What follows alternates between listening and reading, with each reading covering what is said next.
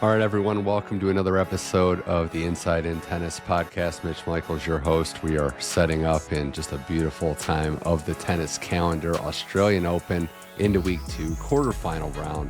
We're on the Believe Network. A lot of great content there, including this tennis podcast, Inside In. And I'm joined now by friend of the show, friend of mine, has been a great voice in the sport of tennis for a very long time, and is on the ground in Australia, ready to break down a lot of what we've been seeing. Candy Reid joins the show. Tremendous experience, calling matches, covering the game. Candy, welcome back to the show. Thanks, Mitch. As always, I love your podcast. You know, I will be on in a heartbeat. The minute you suggest I come on, I always say yes. So thank you for having me. Well, I really do appreciate that, and I appreciate having your knowledge and expertise on the show, especially, you know, we could have done this remote from where we live, where I'm at, but you're there, you're on site, you're on the ground. So I always kind of start with that. It's been a week, it's settled in. There's been so many different storylines, so much excitement. But what's it been like being there in the thick of it, experiencing the tournament firsthand? This is my 4th year here at the Australian Open. I'm mainly working for AO Radio, which I absolutely love because you can get so much more personality across. You don't have to stop talking over the points. Of course, speaking over the points is kind of important. To give everyone at home an idea of what's going on, what the players are wearing, how hot it is, which has been brutal, actually, the last couple of days. The first few days were nice and reasonably warm, but the last 2 days have been very, very hot, and just walking around has been tiring and sort of sweat-making, so I can't imagine what it's like to play 3-4 hours out there of lung-busting tennis as they have.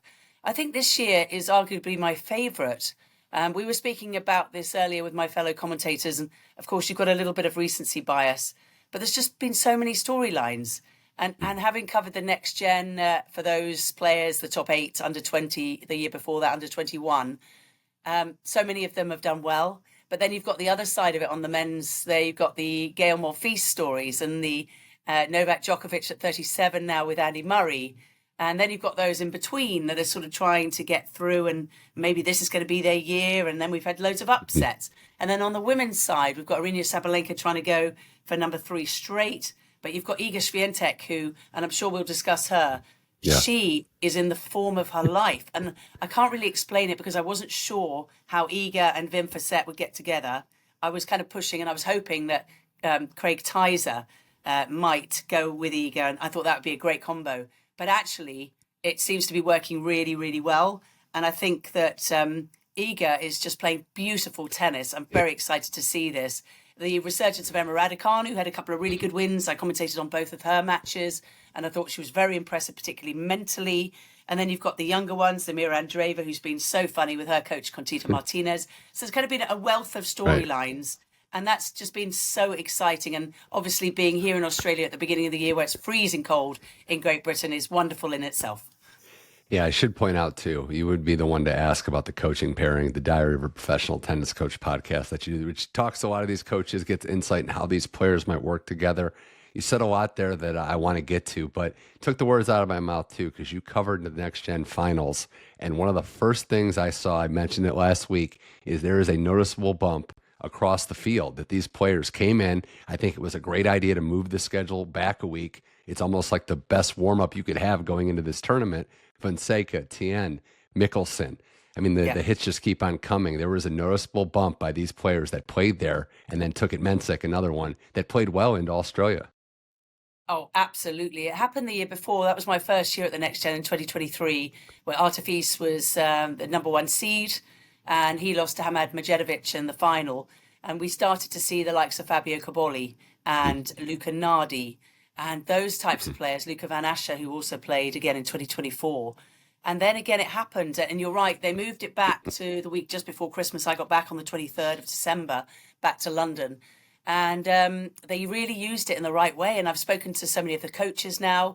At the Next Gen last year, I keep thinking it's this year, but just really a month or so ago, we got to speak on court. So while the players were playing, I not only got to speak to the players that win the matches and, of course, media day right at the beginning in an extended fashion, which is lovely, but also during the matches, we got to speak with the coaches on what's called the whisper mic. So you're sort of doing, very quietly in between points. And I spoke with the likes of Eric Diaz and Mickelson's coach, Jay, and John Fonseca's coach, Guilherme, and, it just went on. And you form really great relationships with these wonderful coaches because they are so delighted to have their players out there. And then suddenly a João Fonseca just takes off. And Guilherme is sort of, what has happened? So he's living the dream. Fonseca's living the dream. I'm sort of in there and speaking to Fonseca's mum and dad about his life growing up and the fact that he's such an amazing chap. He's only 18. I've already decided in about 12, 15 years that he's going to marry my daughter. I'm just, keeping my fingers crossed. I'm giving it a long time, so, that's not too weird. But he's just such a delight. And so to kind of understand these players when they're younger, like Aryna Sabalenka, who's so chilled and so nice, and Mickelson, who's so competitive and just, wants to be around and has got so much personality, to understand at that age and then come through the ranks so they trust you. You're a familiar face in an unfamiliar circumstance for most of them. Yeah. It's just wonderful, absolutely wonderful. And you're right, what a bump for all those players. It was remarkable. Eventually they're going to meet the top players and bow out, and that's just part of the journey. They're well on their way, all these players. It was so fun to see where the next gen is. Guy that's not in the next gen by a long shot, but Novak Djokovic into the quarterfinals. He's going to be playing Carlos Alcaraz, starting from the Djokovic side. He's through to the quarters. Candy, he defeats a pair of Czech players, Thomas Mahach and Yuri Hečka. He's looked like he's ramping up, which is what he does. Unfortunately, with this situation, there's the off-court stuff. There was the issue with Tony Jones. There was all the issue going on there. It seems like it's behind him. We know one thing about, and I'm not gonna get too deep into it, Candy. I think it was something that shouldn't have been done. I think an apology is all that we can ask for to move on. Yeah. But Djokovic is able to find motivation and will ramp up in the face of any sort of controversy, perceived or otherwise. And I think this could be, as I heard Jim Courier say, I've heard other people say, this could be something that ignites a fire in him and gets him going because he's going to need it next round against Carlos. What a match. By the time I'm sure this recording comes out, it's going to be a little bit delayed because, of course, it's the 8th matchup, isn't it, between Novak and Carlos, with Novak leading 4-3. A controversial moment. I think, just speaking to people that have worked with Tony Jones at Channel 9, I think it is, that he's a little bit of a wannabe comedian, but doesn't do it in the right way. Mm-hmm. So that was the understanding. I'm hoping that Tony Jones was meaning that as a joke, because I hope so. I'm really hoping that. He just came across really, really badly, and he has apologized. Mm-hmm. But to say Novak's a has-been, well, I mean, that's just completely ridiculous. I mean, if he's a has-been, then there's a lot of players that would dream to be a has-been one day. If this is, the worst that he's been in, the quote-unquote worst is he's in the quarterfinals again. So, I mean, that's, it just, if he's a has-been, we're all doomed, aren't we? Yeah. We didn't even begin, if that's the case. Novak do you think his movement and how he's looked, and I know it's tough to gauge, right, at any level, because this is as tough a test. You're going from good players to maybe the best in the world. But how would you assess how he's looked at his age, the partnership with Murray, where Novak is? Well, our view on Rod Laver Arena is arguably the best view in tennis because we are essentially right next to the player. We've just got a big window right in front of us. So when someone hits an ace, it actually hits our window. That's how close we are. So we have really got a great view, and Novak has looked fantastic, absolutely fantastic. I wasn't quite sure what to expect. He's had quite a rough draw, and he's just gone through it with flying colours. I mean, Yuri Hečka is an exceptional player. Thomas Mahach has caused players all kinds of trouble in the past, but not Novak. I think he's moving really well. You're right, he likes to get that fuel to the fire. We haven't seen too much headbutting between Andy Murray, if any. Andy Murray's been really calm. I think he's been exceptional. He's sitting in the pod, which is essentially courtside now. Yeah. As of last year, all the coaching teams were up a little bit higher, so the players had to look up, and now they're on level terms. And I think Andy Murray's done a stellar job, 10 out of 10, absolutely. And I don't know about you, Mitch, but Andy's been brought in to give Novak some insight on how to beat these players. So he's not coming in and saying, Novak, we need to change this X, Y, and Z about your game. He's actually looking at the opponent and going, right, this guy, I think if you can slice short to his forehand and then go cross-court on the pass, just little details like that. I'm with you there. I think it's a lot of prep. I think most people were like, what are we going to, it's going to be crazy. They're playing matches. They're both on. I think it's actually the prep work that he's the most valuable, the studying for the test. He can arm him with a lot of knowledge. And I totally agree. He's gonna need it, obviously, because Carlos has been looking flawless. I know Jack Draper played all those 5-set matches, couldn't finish, and it's been brutal, as you said, with the conditions. But Carlos looks impressive. The serve looks good. He looks bigger and stronger, if that's even possible. So he's rounding into form, and you can say a lot about what Carlos has already done with his already Hall of Fame resume, but this is the best he's looked going deep into Australia. I think that's safe to say. He looks really good, Carlos. You're right. He's absolutely ripped. And of course, he's got the sleeveless shirt just to show it off. And there is nothing that you cannot like about that guy. He's got the megawatt smile. He's got the game that is just so fun to watch. He's the Hollywood guy, isn't he? But he does it in just such a brilliant way. Anytime he hits a good shot, his opponent does, he smiles. He smiles towards the crowd, the bench. He's so exuberant. The only one fault, if you can call it that, and it's not really, is that sometimes he gets a bit carried away. So that it matches that he perhaps should win in 3 sets, like the one against Nuno Borges. I think it was the third round, where he probably should have finished the Portuguese off in 3 sets. He got a little bit, I'm going to drop shot and lob, and then I'm going to hit a cat and mouse angle, and then finds himself just slightly losing focus. And he can't do that against Novak. Novak's not going to allow it. But for pure entertainment, I hope anyway, that Carlos Alcaraz never changes, because he is just so fantastic to watch. I would pay any money to watch that guy. And there's not too many people that you could say that about. Because he fights for every ball, too. And that's part of it, is that he's always going to bring it. And he's always going to be going for it. And it's reminiscent of another Spanish player, which I think people can connect the dots to. We're going to get to that match in a little bit, but I want to talk about some other players that advanced the quarterfinalists. Flying under the radar, and he's going to break into the top 10 for the first time in his career after this tournament ends. But Tommy Paul, the American, one of 5 American men and women to make the quarterfinals, a staggering number.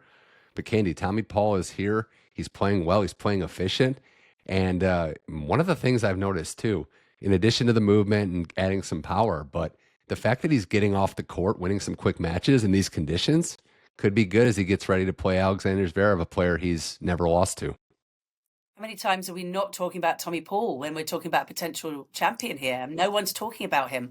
It's a little bit like Alexander Zverev, who's the second seed, the world number 2. Yeah. They're going under the radar. We're all speaking about the Sinners, the Alcarazes, and the Novaks.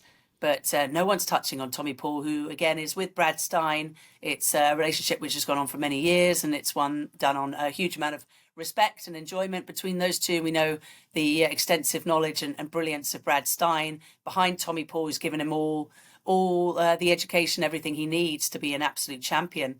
And you're right. I mean, I think we talk about majors as a petrol or a gas tank in America, where that gas tank is slowly dropping. And of course, you can reset a little bit and add a bit more to the tank. But if you can get through that first week in efficient manner, then you've got a much better chance than someone like a Draper who had to play 15 sets in 3 matches. So good old Tommy Paul, and who knows what he can do next. I'm excited to see. Yeah, a few years ago at the U.S. Open, he completely ran out of gas against Casper Ruud. It was that cumulative effect. And the Brad Stein thing, I've gotten the chance to know Brad a little bit over the years as a tremendous guy. And that partnership works, in my opinion, because you hear them talk about it. They have, he gives him some rope. He gives him his time off. He's like, okay, we're going to work when we're working. And when we're not, I trust you to kind of just manage yourself. But there's no burnout there. A lot of these partnerships will burn out because there's too intense, too demanding. And I think they've got a great level of trust and a friendship that's built from that. But you're right. These players, and it's Zverev next, Zverev who gets by Hugo and Bear in a very exciting matchup too, flying under the radar and on the other side of Djokovic and Alcaraz in a nice little favorable area of the draw. Zverev is as good as anyone here and could be firmly in the mix to win the whole thing. Absolutely. I don't think you can count him out at all. Zverev, beating Hugo and Bear. 4 sets took him. The second set has just been, the second serve, I should say, is just massively been improved. His backhand is just his rock star shot. And I believe it was his mum who taught him that when he was younger, although, of course, it's his dad and his now older brother that travel with him. Mum, I think, does, but you never really see her, plus the dogs. I don't think the dogs are here because it's difficult with the Australian quarantine. But it's very much a family affair. Zverev seems settled with his girlfriend, Sophia, in the crowd watching him. And he's got all the attributes. He puts so much work into it. I was in Hamburg last year with the ATP when he reached the final. And we were on court and filming a lot of his practices, and he really, really works hard. And that guy is completely dedicated, as of course they all are. But sometimes you don't really see those nuances, do you, behind the scenes? So he's another one that, you've got to say he's got at least as good a chance as anybody. And part of it too, we're hearing reports, and it can always change, obviously, that the court's playing a little slower. You heard, I think, Pagula say it after her loss. You've heard players say it. I mean, based on my limited knowledge, Candy, that sounds like it suits Zverev and how he can play. So it feels like that's an advantage for him. Yeah, I think so too. I think the court to me is medium fast. It's so funny when we do the media days at the beginning of any tournament. That's one of the questions we always ask the players, just to feed back to the commentary team. And you'll get, well, the court is very fast. And then the next person will say, well, the court's medium fast. The next person will say medium slow. And then the final person will say it's slow. Yeah. So it just depends on their game style. But I think you're right. If Zverev can get a slightly slower court, because he likes to kick that serve up, doesn't he? He likes to have quite a big swing on both the forehand and backhand. He's attacking the net more. He's added more elements to his game. He's certainly put in the effort. A couple of times he's reached a major final. And I wouldn't bet against him reaching another one. He's got to beat Tommy Paul. And then, of course, he'll play the winner of the Novak Djokovic Alcaraz match. I've no idea, honestly, what's going to happen. My predictions, well, it's 50-50 and sometimes 10-90. Yeah, misspoke on that one. They're on that side. So he will have to play him in the semis, which we'll see. But then again, if it's, it's a gas tank, like you said, Djokovic Alcaraz could take a lot out of each other. There's still so much to be decided on how this is going to shake out. We have more now with Candy Reid on the Inside In Tennis Podcast 2025 Australian Open. So much exciting stuff. So whether you're listening on Apple, Spotify, or any of your podcast platforms, we appreciate you. There was a match involving the world number one last night, Jannik Sinner against Holger Rune. That was very curious. I can't remember ever seeing a match quite like the one I watched last night. Sinner prevails in 4. He wasn't feeling well. He took a medical timeout. Holger played kind of an ill-advised game when he had an opening. He takes a timeout. There was a net delay. All that said, Sinner prevails. He gets the job done. Candy, it starts there, right? It's not always going to be pretty, and there's going to be days when you don't have it, but finding a way to just shake the hand at the net with a victory is huge. So Sinner finds a way to survive against Holger. That was not pretty. You were right. That was so not pretty. And both players just surviving. Jannik Sinner said he was so grateful for Netgate. That's what it's being called now. The players had to leave the court for about 20 minutes because the metal bolt at the bottom of the net, which holds it essentially in place and holds it at the right height, came away. And they had to drill, I think, a new hole and sort that out. And Sinner was really struggling. He wasn't elaborating as to what was wrong, but he said, quote, "The morning was strange. I didn't warm up at all before the match. I knew I would struggle. And that 20 minutes gap just gave him a chance to cool off. It was very stifling heat yesterday, very humid. Mm-hmm. He wasn't well. The heat didn't help him. I think it is an illness issue as opposed to an injury issue. So I suppose he was like shaking. He was like shaking when they showed the broadcast. And there's some curious things that Holger did in that match. I don't want to disparage him too much. I think there's still so much raw talent. I do think Lars Christensen, I'm sure you've gotten to interact with, is going to be a stabling force. It's not going to be it's going to be a long-term thing. But not only some of the points that he played, some of the games that he played where he was kind of going a little too big and the margins weren't that big, then also taking the time out at the end of the third.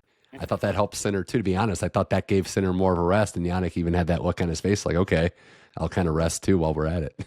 He gave that wry smile, didn't he, to his team? But I think Holger was really struggling as well. He was struggling with a bit of a knee, leg injury. I don't think he was feeling his best either, and he was just clinging on. And as it turned out at the end, Sinner was actually feeling better than Holger. And it was just one of those matches where it wasn't a great performance by either. But as you said, it was just a matter of complete survival. And how many times do we see great champions come through in the end? And that was the case for Jannik Sinner, who's got a chance to defend his title still. That's going to be the big thing for Holger, right? Like, he played a tough match. He's in the mix, but he's going to have to start winning these matches to be taken as a serious contender. So we'll see what the path looks like for him. Sinner's opponent's going to be Alex de Minaur. And before we get to that matchup, de Minaur, it is pretty cool, on home soil, gets to his first ever Aussie quarterfinal. He kind of ran through Alex Michelsen, who raised his level at the end. It was a rough start for Michelsen, who has, again, as we said, a tremendous run in Australia, beat Tsitsipas, beat Hachinov. But de Minaur, he's everywhere. It's almost like you're playing two people at once out there when you're up against Alex de Minaur. One of my favorite conversations with a player was last year in Acapulco. When I asked Alex off camera, we were just chatting because he's so nice, how many pairs of shoes he goes through in a week. And he sort of pulled out one of the shoes and said, this lasted about 30 minutes. And that's not indicative of the quality of the shoe, because the shoe he uses, I use, and I love them. but I think he uses about 12 pairs in an ordinary week, and he was going through about 3 pairs in one match at this particular tournament. He is just such a runner. He puts it all out there. He's always said that his superpower is his heart and his belief. He seems happy off the court, doesn't he? He's engaged now to Britain's Katie Bolter. I had a good chat with Sue Bolter, Katie's mum, after he won his previous round, where he looked at a bit shaken actually in his previous round that you don't usually see. He was quite animated towards his bench, but he settled down to win that in 4 sets against Cerundolo. But he's playing superb tennis. First quarterfinal, as you said, in his home major. He said how delighted he was to do it in front of the home fans because, of course, the weight of expectation is massive on him. He's world number 8. I don't think I ever saw him, I don't know about you, Mitch, as a top 10 player. I just didn't think he had quite the weaponry, but he's proved me absolutely wrong. He thoroughly deserves it. 1 year he told me, I think it was a couple of years ago, that he finished his season on the 28th of November and started his new season on the 29th of November. I mean, it's absolutely insane. Didn't take any time off. He's done the same thing. He said, in fact, I think the off season was even tougher and he worked even harder this time around, and he's reaping all the rewards. He is. The first time I really took notice of him was the U.S. Open match. He didn't win it, but he played Marin Cilic, and it was great. You know, Cilic was in form, prevailed. I was with you. I wasn't really sold that he could get here until that run in Canada where he beats Daniil Medvedev and he starts to turn his season around. I think it was 2023. He starts to slowly turn his season around. Last year, he put together the best year of his career while he was dealing with injuries too. This is a fighter as well. I mean, what he makes up for in size, as you mentioned, it's hard. And the thing last night that showed me, again, we'll see how it goes with Sinner and beyond. The Rublev match in Australia last year, I felt like the moment, maybe the crowd and the expectation got to him. You're not really seeing that now. So I think there is the maturity and him being used to. That's another part of this too. He's used to, and he believes he not only is a top 10 for a cup of coffee, that he belongs in this picture indefinitely. Yeah, it's exciting to see, and I think it always adds, doesn't it, to a major tournament when there's a home player involved in the singles. And he is just an absolute stalwart. He's the first guy when Leighton Hewitt calls him about Davis Cup. He just loves representing his country. His parents are here, and they are just so excited to see him do well, and it couldn't happen to a nicer guy. Well, the other 2 quarterfinalists, maybe not who people wrote in here, given the bracket. It kind of got blown up down the bottom, but you got Ben Shelton returning to the Australian Open quarterfinals. He's going to take on Lorenzo Sonego. So starting with Shelton, it's been interesting. It's been interesting to see some of these high-profile matchups, how Ben's able to stay in the fight. There hasn't been as many letdown spots as we've seen. The Musetti match in the 3rd round was great. Ben has been playing, Candy, these big points better than he's ever played in his career. We know about the serve, the forehand, the weapon. But I've noticed, maybe not the games, but in the tiebreaks, he's really digging into the points and picking his spots on the return side. So Ben's maturing. With that serve, though, you know, he's always dangerous.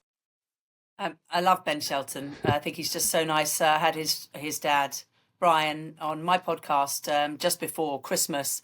I've known Brian since he was the head coach at Georgia Tech on the women's side before he went down to coach the men at Florida. And, of course, Ben winning both the individual and the team title there in Gatorland. We were doing some studies on Ben Shelton. So last year, Mitch, he played 65 matches. 43 of them featured at least one tiebreaker. Yeah. So no surprise at all that the first 3 against Gael Monfils, the evergreen Frenchman, went to that. And you're right, Ben Shelton is playing the big points well. Something that Brian said was they were going to work in the off-season on making sure that his serve was very accurate. We know about the power, but the idea for them, Shelton, is to get the ball about 2 inches from the line. And he was doing that on the big points so well. The other thing I think that's worth noting with Ben Shelton is that last year he won 15% of return games.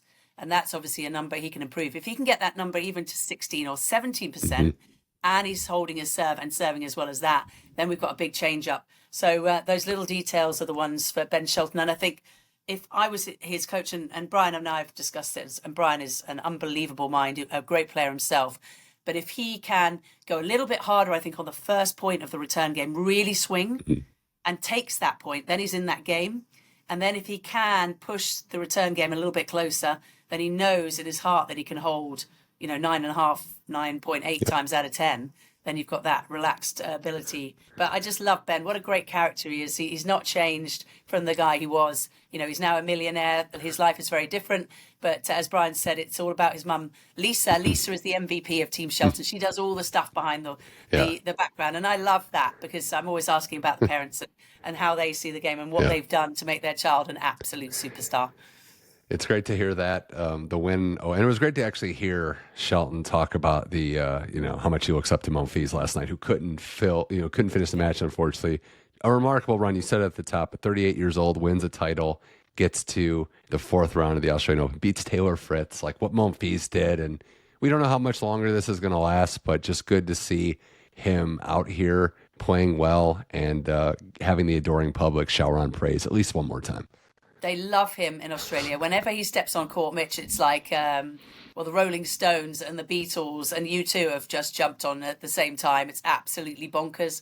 38 years of age. I think he and his wife, Aryna Sabalenka, are sort of motivating each other by seeing who can go one further. They're so happy off the court. And it was interesting. I'm sure you read the Monfils press conference after he beat Taylor Fritz. And they were asking him about, is it his goal to win a major, his dream? And he said, no, the dream is actually to be happy in life, to have lots of kids and just have that free spirit. And that came across, I think, in the match against Taylor Fritz, where he was having fun out there. I thought Fritz actually had a really good chance here. He's the world number 4 now. He's put himself in position at the US Open where he reached the final last year. But Gael Monfils was so smart. He softballed Fritz. And he was trying to do it again to Ben Shelton, who had a game plan for it. I think Brian had come up with something. But Taylor Fritz was just sort of blown away by these softballs that were coming deep and how to generate his own pace. And he found that really difficult. And amazing from Gael Monfils. He looked down and out, I thought, against Petri Pericard in the first round. And he won that. And then he kept going, and I think he just ran out of steam. He keeps sort of hunching over, and you think, oh, he's not going to make it. And then he won a second round and a third round, and then he beats Fritz, and it's just mind-blowing. But what an entertainer he is. Those slider serves out wide were just giving Fritz trouble. But no, there's never been a greater mover on the tennis court than Gael Monfils. So just an honor to see that and see him still doing it.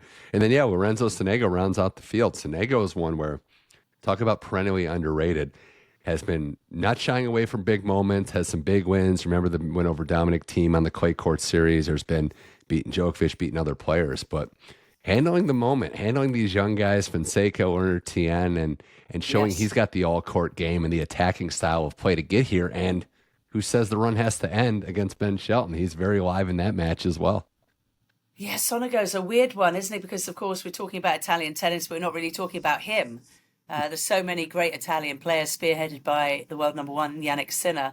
Perhaps a slight fortunate draw, and I don't want to take anything away from him because that match with Fonseca, that 5-set battle, which was just a carnival of excitement, you can imagine on the Brazilian side, was unbelievable. But I almost felt João Fonseca being 18 almost whipped the crowd and himself up in too much of a frenzy. Yeah. And I think that as he goes, he'll understand that he can't get that high because when you go that high in a match, you're going to go low as well. And Sonego used a lot of experience to just get through that, use some of the crowd as well. He didn't get upset with the fact that it was 90% Brazilian just going nuts after every point, kept himself calm. And then, of course, against Lerner Tien, I spoke with Eric Diaz 2 days ago, and he said actually Tien's win over Corentin Moutet, which was entertaining because Moutet said that he fainted in the shower about 45 minutes before the match.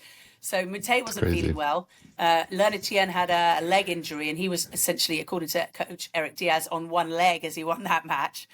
He said he was feeling better, but the injury was bad, you could tell. Lerner Tien, what an interesting guy, not intimidated by anyone. Another one who's 19, who got to the US Open junior final, lost to Fonseca a couple of years ago, just takes everything in his stride. Wonderfully nice, remembers people's names, just goes about it in the right way. He's a superstar in the making, but he just had nothing against Sonego. Sonego just had to stay focused and play kind of 6 out of 10 to get the better. So it's hard to gauge really how Sonego is actually playing. Sometimes that's all you need. Sometimes you just got to get through it and play 6 out of 10. Well, let's turn our attention to the women's side and how these ladies got to the quarterfinals. Mentioned her off the top. If anyone's gained on the field coming into the event, we thought Sabalenka. Coco Gauff's been playing well, but Iga, what she's done, and the odds makers reflect it, wins 4 rounds, loses 11 total games. Maybe the draw hasn't been as tough as others, but it's still one-way traffic. It's domination, and it's a look, a restored confidence, a look that she has when she's playing her best tennis. You can sense it with the body language. If I'm handling this right, if I'm correct, Candy. 100%. To me, at the end of 24, even though she won Roland Garros again and has now 5 major titles, she looked panicked to me last year. She didn't look comfortable. She looked rushed. She's since split with Thomas Witowarowski, who's a great coach. But something was obviously going on behind the scenes that wasn't making her happy on court. And she joined up with Wim Fissette. She looks like a different player. They've tweaked her serve. Her movement is as good as anything. She's much more aggressive than I've ever seen her play. She was hitting drive volleys a la Belinda Bencic out of this world against Eva Lise. That was a fortunate draw. But to me, she's just been outstanding. Rebecca Shramkova is a great player who had a great season, and Iga lost 2 games to her. She lost 1 game to Emma Raducanu, who I thought was playing really well.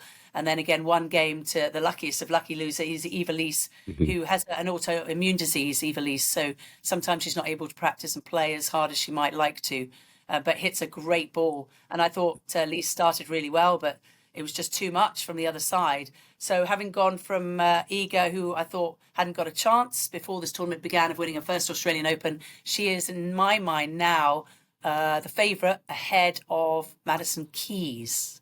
Yeah, it's weird, right? Because Rybakina being knocked out's the other part of this, someone that's given her trouble. So that's a nice little thing to happen for Iga too. And the draw is a different beast entirely. But yeah, Iga has a renewed sense of confidence, not mixing in double faults. Played pretty well in the United Cup. Had the loss to Coco Gauff, but that's what everyone's been doing. So yes. And Coco, I wanted to ask you about, Candy, because in the coaching world and talking to coaches and covering the game, there's a lot made, and you can tell me if it's too much, if it's not enough, what's going on. But the Matt Daly Coco Gauff partnership and this discussion about how her grip has unlocked something. How much credence and how much truth is that Coco, under Daly's guidance, the grip change, has unlocked this new and improved level for her? Do you see a grip change? So that's the thing. Like, that's the thing. Like you're looking at it and you're wondering if it's, too much is made about this, or if there's other areas of the game where Coco has really improved. That's been the thing. Yeah, I think it's hard to say, isn't it? I keep asking all the coaches I know if they would take Coco and do the grip change and take a couple of months out, and the overwhelming response I get is no. Work with what she's got. I know that Matt Daly coming in instead of Brad Gilbert and Jean-Christophe Farrell, who's still there in a second stint with Coco, they've been working a ton on her serve and staying loose. The serve is good. The first serve is very good. The second serve does go off a little bit when she gets tight. She sort of collapses still. Needs to stay up and keep that left arm up a little bit more. But of course, she's so athletic. She does get away with it, as we've spoken before. When she's under pressure, Coco, she'll start slightly retreating and getting 1, 2, 3, 4 more balls back. And then the opponent may miss. As we get to the latter stages, that's going to happen less often. The Coco Gauff forehand is still off and on a little bit. She hasn't really played anyone yet in this tournament that's really attacked it and has the power. If she can avoid the likes of Madison Keys and the really big ball strikers like Sabalenka, she's not going to worry about that. We're going to see a little bit more from Paola Badosa, who's going to go after that side. So that might give us a little bit more indication of how Coco Gauff is playing. But you're right, undefeated so far this year. When she's loose and confident, the forehand is not a problem. It's just when she gets tight and anxious. So it'll be interesting to see Coco. But again, she's a veritable superstar. Just a lovely young woman. You go past her and you say hello and well done, and she always looks at you in the eye and says thank you very much. And not everybody does that, and I really appreciate that. Some good manners, because I think that's one of the most important things in life. And I think she's going to be happier that TikTok's back, because I know how much it means to her. Donald Trump. Yeah. So the thing about Coco too is the movement is incredible. Yes. She's unbelievably fit, but she's got a lot of grit to her game too. So and it's funny to say this, right? Because we know how much of a champion is, but as long as the technical breakdowns aren't happening, I trust her in a big, tight match. When you say you have to play 6 out of 10 or 7, whatever is happening, where it's not a perfect day, she can find a way to grind out those wins. I'm with you, though, that on this surface, it starts for me. It has to start with Sabalenka in Australia on a hard court. Yeah. How she's playing, how she hits the ball, and how efficient she is. I keep scratching my head thinking, if I could go back 5 years and tell myself, hey, Aryna Sabalenka is going to be a very mature, efficient tennis player, I don't know that I would believe it, but that's where we are. Yeah, she's sort of transitioned, hasn't she, and matured into her position as the undisputed world number one, twice Australian Open champion. Struggled a lot against Clara Towson, who has already won a title like Sabalenka this year. I thought Clara, if she'd had a little bit more belief, I actually watched that in Clara's box because a good friend of mine knows her very well. And I thought if Clara had a little bit more belief, actually, she might have won that match. Now, obviously, that's one thing to say she got close and she didn't win it, as opposed to actually winning it. So Sabalenka has that experience now. She understands what to do at the big times. Doesn't go off like she used to. She's an amazing, amazing player. I don't think she's played anywhere near her top level yet. That's not to say it's not going to happen. That might be maybe the best compliment I could give her is that like we're watching. It's kind of like what we'd say about Djokovic and Federer and Nadal and Serena. Like you're leaving more in the tank for the later rounds. You watch her play now. You're like, oh, okay, maybe she's managing it and has more room to grow. You don't want to red line or apex early because then you still have more matches to play. You're right, and it's not like she's losing sets as she was. She was very impressive against Mira Andreeva after that tough 2-set win. So hasn't lost a set so far. Took out Stevens and then Busas Monero, then Towson and then Mira Andreeva. So it's looking good for Sabalenka. You certainly can't counter out. And I think I was a bit surprised in myself that I said Iga the favourite and then Madison Keys, and I put Sabalenka third. But I mean, what do I know? These players are all unbelievably good. Yeah. And you'll make these predictions and then they'll just prove you and make you look silly. Busas Monero match was very impressive because she wasn't playing well in that second set and she turned it around and won, I think, 4 or 5 games on the trot. So yes. More here with Candy Reid talking 2025 Australian Open on the Inside In Tennis podcast. Got to ask you because I'm not gonna let this go by the wayside. You'd put Madison Keys as your number 2 right now, given the level, because, and I'll let you go here, but I would agree that the way she played against Rybakina was probably the best match a player's played in the tournament. So why do you think that Madison Keys can keep it going and find that consistency that maybe she hasn't had for an entire major and keep playing amazing? Well, I was very excited by her performance at the end of last year. And then, of course, she's got married since. And I covered the whole Adelaide International for the WTA from start to finish. And I was just thinking, wow. And at the end, when she beat Pegula in that 3-set final, Pegula actually said, I've never played anyone who's hit the ball so hard. And that's when it clicked, I think, to me. Bjorn Fratangelo is now coach and husband. I think he has done a brilliant job. I cannot understate or overstate how good he has been. He's in line for Coach of the Year already on the WTA side. Give it to him just right now. Because everything he says, he keeps it clear and concise. He says a few words. It's all very relaxed. He understands his wife and how it makes her tick. She needs to play loose. She's hitting the ball beautifully. She's got a new racket manufacturer. She said this is, 29-year-old Madison Keys about to be 30 next month. It's a new Madison Keys Part 2, who understands it doesn't need to go 120% on every shot. She can dial it down a little bit. She's volleying. He's got her up to the net, which I think was a part of her game that she never really looked at before. To me, she's the complete package. And I really hope and I really believe she's got a major title in her before she retires. She's, of course, been to the final, hasn't she, of the 2017 US Open, lost to a good friend, Sloane Stephens. I think she still has a little bit of scar tissue from that. But I, for one, would absolutely love her to win this title. Well, a couple of things. One, I would hope, and I agree, Bjorn Frantangel's done a great job. I'd hope he understands his wife and how she operates. That's the first thing I was going to say. But no, I agree. He's done a great job.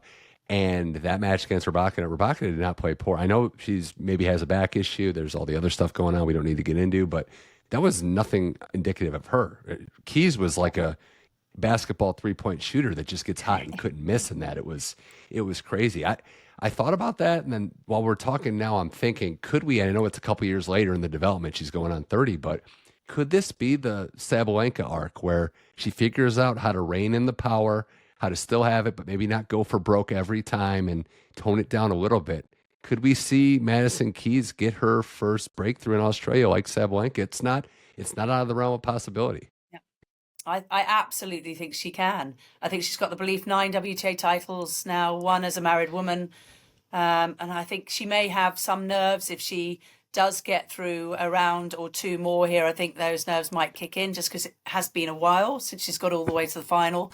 Yeah. But I absolutely believe in mental approach and physical approach that she has what it takes to win the Australian Open. And now it just might come down to, a couple of points here or there because we've got some massive names left in the tournament. Well, she gets Svitolina next, and Alina Svitolina is maybe stylistically not the best matchup for Maddie and how she fights. And I keep coming back to everything that she's going through. Has had a child, dealing with her country, everything that's gone on. But at the end of the day, Candy, Alina Svitolina just knows how to navigate her way through a draw. She knows how to adjust her style to play other players. She knows how to frustrate them, and it's not a coincidence that we're into the final 8 yet again, and she's here. It's not a coincidence. She is one of the smartest players on tour. And I think everything she's gone through in her homeland has probably helped her put a sense of perspective. That's certainly what I believe of Belinda Bencic, who came back after having baby Bella last year, that actually now the wins and the losses, it isn't life-changing, is it? And they can cope with those things. And I think that is a renewed sense of calm, perhaps on the court for Svitolina, who will give Madison Keys a handful in that she will make Keys play awkward, difficult shots. Svitolina back with Andy Bettles after parting ways with Ramon Slaughter, which I thought was a strange decision because she'd done well under the Dutchman, but obviously felt like she needed a new message. And who knows what really is going behind the scenes. She doesn't really have the weaponry to beat Madison Keys. So I think if Madison is playing up near her best, Keys will come through that. If she's not, though, and she starts to doubt herself, and if you're right about the slower courts, then Svitolina has more of a chance. So Svitolina is going to want perhaps the weather conditions to favour her and make it maybe a humid, hot day just to slow everything down. But of course, Madison Keys lives and trains in Florida, so those are conditions she's used to as well. Well, the other players that have made the quarterfinal round, and they'll go in as underdogs against some top players, but you have Paula Badosa, first match in a couple hours as we record this against Coco Gauff. Badosa, healthy, fit, finding her, a great level, still very, very young. So great to see that. Emma Navarro, who's just like the marathon woman, it just finds a way to just outlast the field and win these grueling third sets. And then Anastasia Pavlyuchenkova, who, age is just a number to her because we're a couple years later and she's back to the quarterfinals. So great stories all the way around. Yes. And some players that young and slightly older, not old, but older, are finding their way to apex again and play great tennis. Pavlyuchenkova is a great story, overcoming Donna Vekic, who had a breakout year last year. And Pavlyuchenkova will come up against Sabalenka. Not a great matchup for her. Navarro, you're right, to where Ben Shelton is the king of the tiebreaker along with Hubie Hurkacz. Emma Navarro is the queen of the three-setter. Not surprising at all that she overtook Daria Kasatkina in a brutal match. Absolutely brutal late last night. I watched quite a lot of that. Navarro, you could just put your house on the fact that she is one of the most mentally strong women, isn't she? It's incredible. And does it quite calmly. And she was working really hard against Kasatkina. I don't think I've ever seen Navarro sweat as much in that match. But again, brilliant in three sets, and she's just got a wonderful team around her. And I don't know if you heard that story. She talked about when she was younger with her siblings and her father Ben taking them on a cycling trip. It happened quite often. And she said it was just brutal and they just had to keep going. And they were all crying during this cycling trip.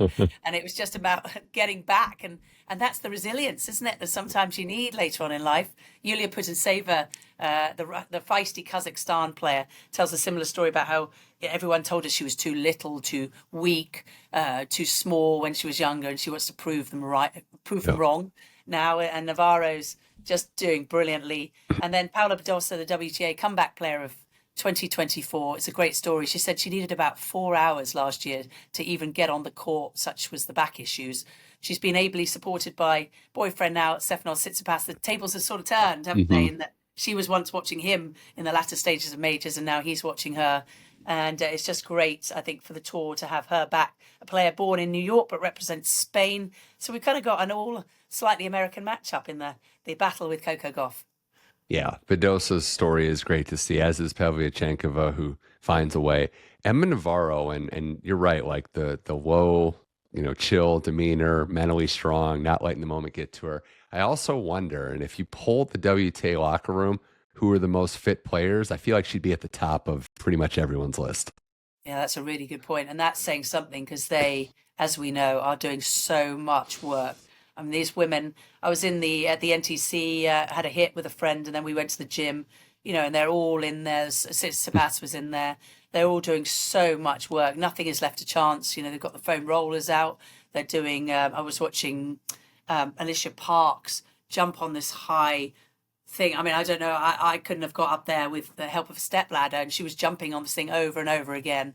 The amount of work, the detail they're doing with their strength and conditioning trainers are unbelievable. But you're right. Emma Navarro's fit as a fiddle. She's got stamina out of this world, and she's also got here, which is a never say die attitude.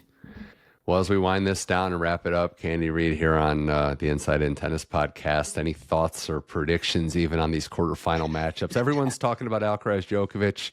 Alcaraz comes in as a decent favorite. Djokovic leads the head-to-head 4-3 and is 2-0 on a hard court, but it's a taller task for him, obviously facing the next guy up, the guy who's way closer to, reaching his apex at the moment. But if anybody can find a way, maybe it is Novak Djokovic. This is going to date really badly, isn't it? But I think that Novak's going to win that match. I think Zverev's going to come through against Paul. So it's going to be Novak against Paul. I'm sorry, Zverev. Okay. Then I think, let's go Sinner against de Minaur. I'm going for de Minaur. Wow. First time in 10, huh? That's a great time to have your first win against him. But that's a bold prediction. I certainly wouldn't put too much money down on that one. Not that I bet, of course. Ben Shelton against Sonego, Ben Shelton. So I'm pretty sure on that one. And then women's, should we go there as well? Yeah, we can go there. And this is going to go up pretty fast. So the Coco Badosa match might be the one that is a little dated, but everything else we should be good for. Coco, I think, will come through that one. Okay. Sabalenka definitely against Pavlyuchenkova. I'm going for Keys over Svitolina, and I'm going for Iga over Navarro. That's a great Final Four. Like that. If that's what we get for the women, that's great. And yeah, and if Sinner goes down, we'll see what his health is. Then you could have a Demon or a Shelton, one of them, or Sonego is in the final of the Australian Open. But Djokovic, Alcaraz, it's very exciting to see the strategic matchup. And I don't use the term like changing of the guard or changing of an era. Alcaraz is already here, but it's hard to beat Novak here. And if somebody does it, and dare I say somebody does it in convincing fashion, that would be there'd be historical significance to that. So I would just like to see Novak lift the title with Andy Murray. I just think that's crazy, absolute heaven. And good for Andy Murray just being there, but we'll see. It's going to be an absolute task. I just think this is the place that Novak has won 10 times. He's going for overall major number 25. He feels so comfortable here. He's got the bit between his teeth. He looks like he's 27, not 37 to me. You called it on the Olympic show. You predicted him to win that match, and he did. Or it was even before the match was official that he could win the gold medal, and he did. I think that was the one prediction I got right last year. Yeah. I think on the women's side, if we have that big Final Four that you mentioned, think of the storylines across the board.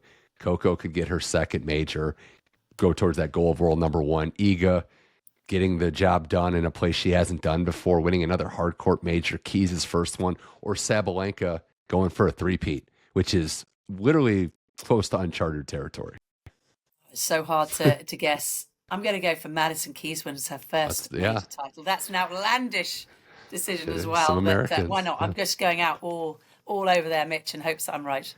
The last question I have for you while we wrap this up, Candy, and this is just one, I know I kind of sprung it on you, apologies there, but I can stall it out a little bit. But players that you think, maybe a male player and a female player, not ranked as high, but you think are going to have great 2025. So they don't have to be complete outliers, players that are in majors and are solid, but who's going to make that leap? Who comes to mind as having a good 2025? Oh, that is a difficult one. There's so many players that could. I mean, obviously, João Fonseca is one to watch. I think he'll finish the year top 50, if I had to guess. Jakub Mensik is my answer on the men's side. I think he's going to finish top 20, if not top 10. And on the women's side, it's hard to bet against Mira Andreeva, but that's perhaps a little bit too easy. I think expect good things again from Rebecca Shramkova. That's kind of a strange one. Lovely to see Belinda Bencic back. She's back with coach Ian Hughes, who used to be my coach, so I always like to give him a bit of a plug. But somebody sort of coming out of nowhere on the women's side. I think that's a tricky one. I don't think I can tell you anyone right now that's ranked outside the top 100. I'll throw two at you, and I do think Mensik's great. That probably would have been mine because Fonseca's not stolen the spotlight, but if Fonseca didn't exist, a lot more people would be talking about Mensik. That's just kind of how he's been. And I think he handled the way he lost. It was a tough loss, but I think he handled that like a true pro, like an adult. Two, and maybe it's the college tennis side of me. Peyton Stearns thought she played a great match against Emma Navarro, could have a good year. One. Tom Hill, good coach. I think that's going to work. And similar, Diana Schneider, I think that could be someone that has slowly been building towards something and could make a leap into the next echelon of the rankings. She won 4 titles last year, didn't she? And good tennis trivia is that she was the only one on the women's side to win titles on all 3 surfaces. And Alcaraz did it on the men's, didn't he? I think, to me, Mitch, that's too easy because she's already there. Okay, well, I want to bring her to 20. the masses then. We'll try to make sure more people talk about her as my cop-out to that, but no. All right, that's fair enough. I'd love to think somebody outside the top 100 could really make a move, but I couldn't tell you at this point who that's going to be. I mean, Eva Lee's, you've got to put, if she can stay healthy, she's ranked outside the top 100. Yeah. And that was a great performance from her. Really good ball striker. I thought she moved beautifully. Torben Beltz is helping her a little bit. He used to help Angie Kerber and very briefly Emma Raducanu. So she's got some good people behind her. Could be good. Well, Candy Reid, this is always a blast. We appreciate you coming on the show. What do you got going on after Australia events you're going to cover? Tournaments you're going to call, and maybe things coming up on the podcast, Diary of a Professional Tennis Coach. What's in store? Well, I'm very excited about Diary of a Professional Tennis Coach. I've been scouting, so we're going to have Torben Beltz coming on soon. Nice. Stacey Alistair, head of the US Open, of course. She's an absolute rock star. I met her when she was head of WTA. So we've got some great guests coming up. But my immediate future looks like Davis Cup. I'm doing the USA against Chinese Taipei. Alex Mickelson will be leading the line for the US. Then I go to Abu Dhabi for the WTA. Then I go to Buenos Aires for the ATP. And then I go to Acapulco for the ATP, which I'm very excited about because I played in the golf tournaments last year. And I got, I think I got closest to the pin at Acapulco. So I do like my golf as well. I'm trying to play a little bit more. So that's February sorted. Very exciting. Sounds like sunblock is needed, some beach towels and, some of that. Those are some nice tropical. Yeah, there you go. Those are some nice tropical locations. Candy Reid, it's always a pleasure. Thank you so much for coming on the podcast. Always appreciate you taking time to do the show and always get to learn something. So thank you again. Thanks for inviting me, Mitch. And I hope my predictions weren't too outlandish. But I think that's important, isn't it? We can't always choose the safe bet. I think that's great for sure. That was Candy Reid. This is the Inside In Tennis podcast. Thanks to everybody out there for listening, whether it was on Spotify, Apple, iHeart, Amazon Music. You can search Inside In Tennis podcast, subscribe, leave a rating or a review. You can watch it on my YouTube channel as well, Mitch Michals' YouTube channel for all the episodes as well. All part of the Believe Network. It's great sports content. Make sure you subscribe to this and other shows. We're back in a couple days, more Australian Open talk. So I can't wait to see how this tournament unfolds. Thank you to Candy Reid. Thank you to everyone out there for listening. I'm your host, Mitch Michals. This was the Inside In Tennis podcast. We'll talk to you in a few days. Enjoy the tennis, everyone.